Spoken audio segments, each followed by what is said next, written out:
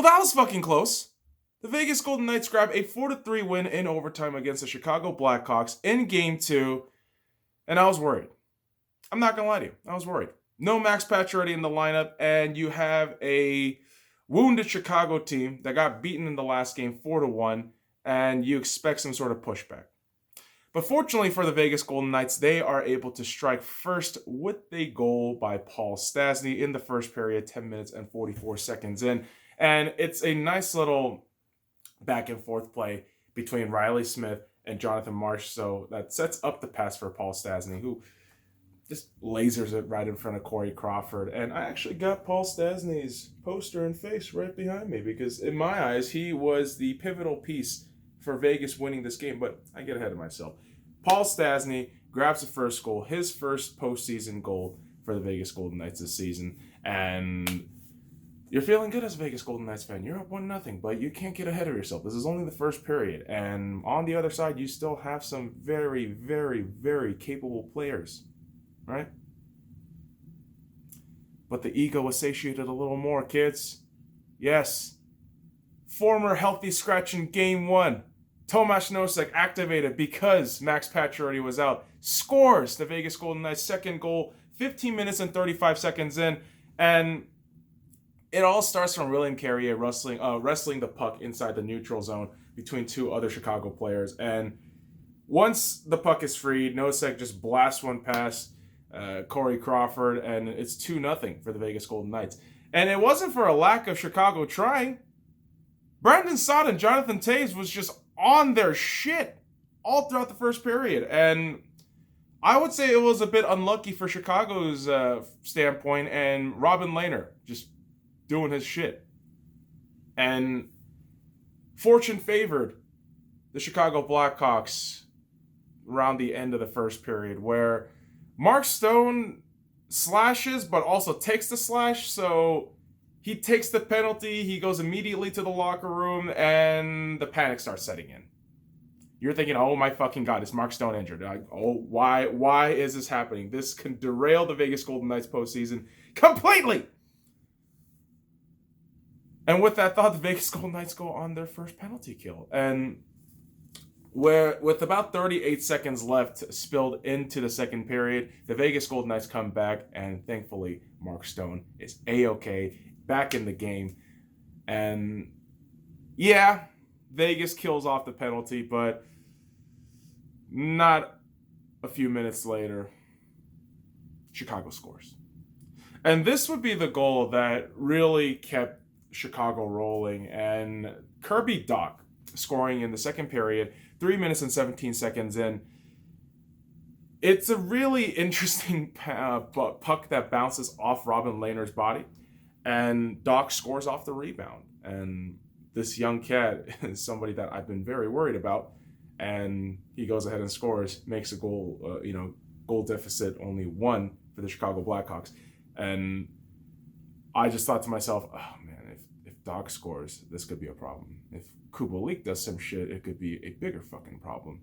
And one of the things that Kubalik was doing after this goal by Kirby Dach was trying to check William Karlsson, but William Karlsson just spins away from him, and Kubalik actually lands his shoulder squarely on the fucking door of the goddamn sideline and shit. So he kind of hurts himself in that moment, and I thought that could have been a whole thing for the Vegas Golden Knights. Like, okay, maybe, Chicago trips up there. Maybe this could be a sign of good things to come for the Vegas Golden Knights. Nope. Vegas takes a fucking penalty. Second one of the game.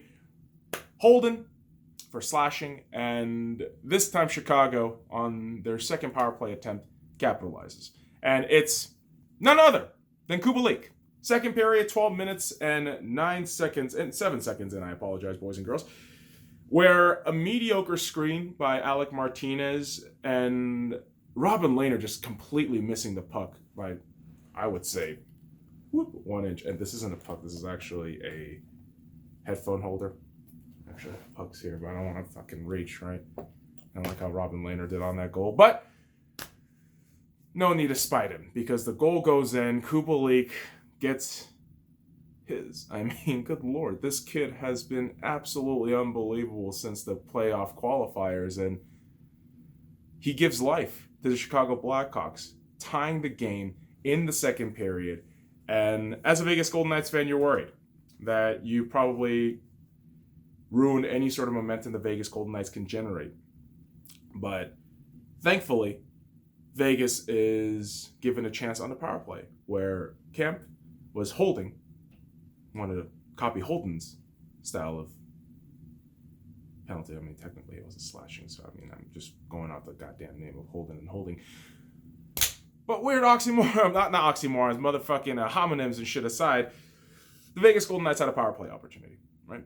And they just had a couple of decent setups, but Corey Crawford was really on it on this penalty kill for the Chicago Blackhawks, and Vegas wasted a power play opportunity. Unfortunate to say, but it is what it is. And despite that, they did get the go-ahead goal from Mark Stone. Second period, 17 minutes and 20 seconds in. Martinez shoots. The puck goes off of Crawford and also off of Stone in a weird way. And Stone is able to just slide that in, no problem. And the Vegas Golden Knights are up 3-2. But when you think the Vegas Golden Knights can, just end the period quietly without any fucking issues, they don't do that. With 13 seconds left on the clock for the second period, Strome is able to get the equalizing goal for the Chicago Blackhawks, where Patrick Kane's backhand pass to Strome was just perfection. And Chicago getting tied 3-3 with the Vegas Golden Knights doesn't come off just on the backs of, Kirby Dach, Kubalik, and Strome scoring. Patrick Kane provided 3 assists on those goals. Think about that shit. Like, I know a lot of people don't fucking like Patrick Kane. I can fucking tell from the language of all the fucking NHL fans from the last few years, but dude's gonna be a Hall of Famer for a fucking reason. You count this guy out, you will die. So Patrick Kane, 3 assists on the night, setting up Strome for the equalizer. Vegas Golden Knights heading into that third period thinking, did we just awaken the beasts in the Midwest? Goddamn, Kane, Taves, I mean, they seem to be on it, and the young guys in Kubalik and Dach getting their shit done, and Strome getting the equalizer. It just did not feel good, boys and girls. It did not feel good.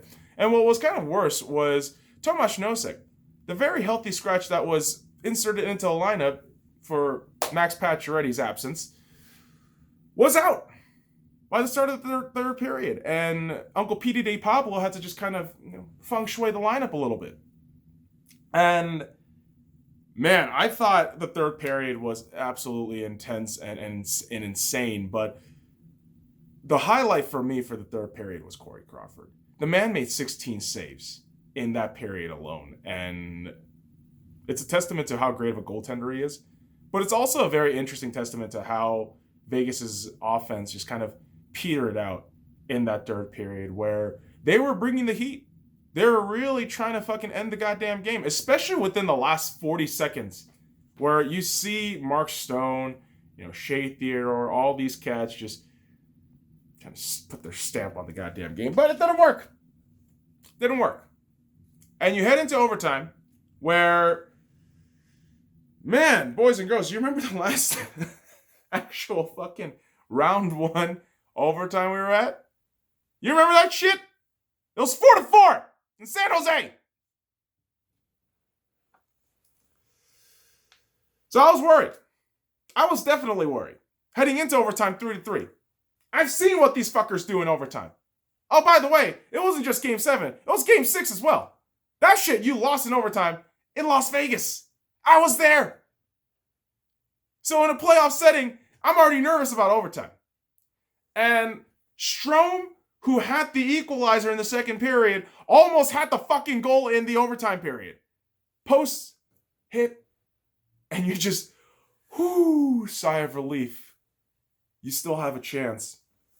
Alec Martinez's stick snapped in half in the overtime, which was fucking bonkers. McNabb hit the post too, which, oh my God, the intensity is real. And then it's Riley Smith who calls it game. I mean, I have to give credit where credit is due. The relentless pressure that was coming from the Vegas forward group, the intense forechecking that was going on, was spectacular. And from that, you create a wide open space in front of Corey Crawford and able to zip that puck past and win the game 4-3 in overtime. Man, oh man. I panicked in overtime, but the elation that I felt after that goal went in was just indescribable. Because now you're up in the series 2-0 against what I still think is a very potent and very dangerous Chicago Blackhawks team. But this is huge. This is absolutely huge. Now, for the 2 stars of the game, at least in the national broadcast from what I watched, was Jonathan Marchessault, the 3-star, 2-star Jonathan King, Patrick King, Jesus fucking Christ, my goddamn brain pooping out. Patrick Kane for the 2-star, and 1-star Riley Smith. Kind of agree, but in my mind, Paul Stastny, who actually set up the goal for Riley Smith in the game winner, and in fact, he had the first goal of the game, deserved to be at least a 3-star. I know Jonathan Marchessault was great. He's been tremendous since game 1. I think Paul Stastny absolutely deserves a shout here. And for me, Corey Crawford's stat, and obviously the loss isn't going to say much, but that third period where he made 16 saves for me says a lot about Corey Crawford's quality. 35 saves on the night out of 39 shots, 4 goals allowed, 897 save percentage. Yeah, I know it's not the best, but if Chicago Blackhawks fans can take any solace, it's the fact that Corey Crawford played brilliantly. Patrick Kane, 3 assists. I mean, the 2 young guys in Kirby Dach and Dominic Kubalik, getting each goals. I mean, that has to be huge. That has to be a huge positive that you can take into game 3. And lest we forget, boys and girls, technically games 3 and 4 is Chicago Blackhawks home games, right? And curiously enough, the games will be taking place on August 15th and 16th, back-to-back games. So Chicago Blackhawks can really take advantage here. And if they use, that schedule to their advantage, they could definitely fucking tie the series up 2-2. And it gets me worried. Because Robin Lehner in this game wasn't all that great. Obviously 3 goals allowed, 22 saves on 25 shots, 880 save percentage, not the best. I mean, some of those goals that he allowed, very fluky. I'm sure he would have loved to have some of those back, but he literally came up big, also figuratively, and grabbed us the win. And this has to be the whole thing with the Vegas Golden Knights, where Robin Lehner can't have an off night. I mean, all our goaltenders can. But the offense has to show out, and thankfully they did. And in my mind, it's on the back of Paul Stastny. Paul motherfucking Stastny, man. And I would think Uncle Petey De Pablo, being up 2-0, has to look at the Vegas Golden Knights and say, listen, guys, if you don't crush their fucking souls in game 3, we're not going to make it that far. We're not.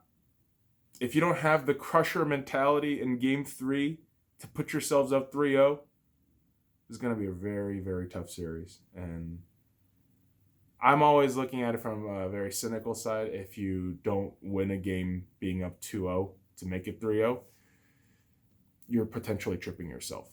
So Vegas has to focus up and look at game 3 and say, this is ours. We got to get it. We got to just fucking play our game and be ready for Chicago, who's going to, I believe, come out, hot and just ready to go.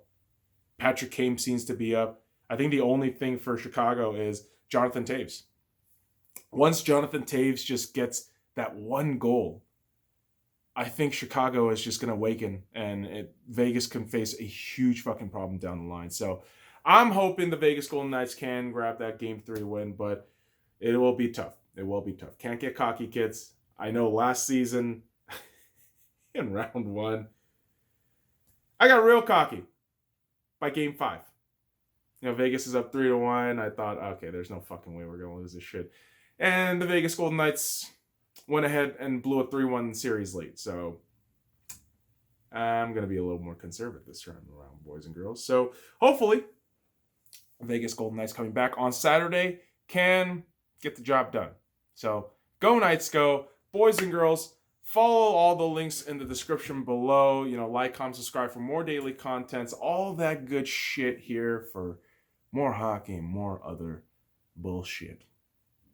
Go Knights, go.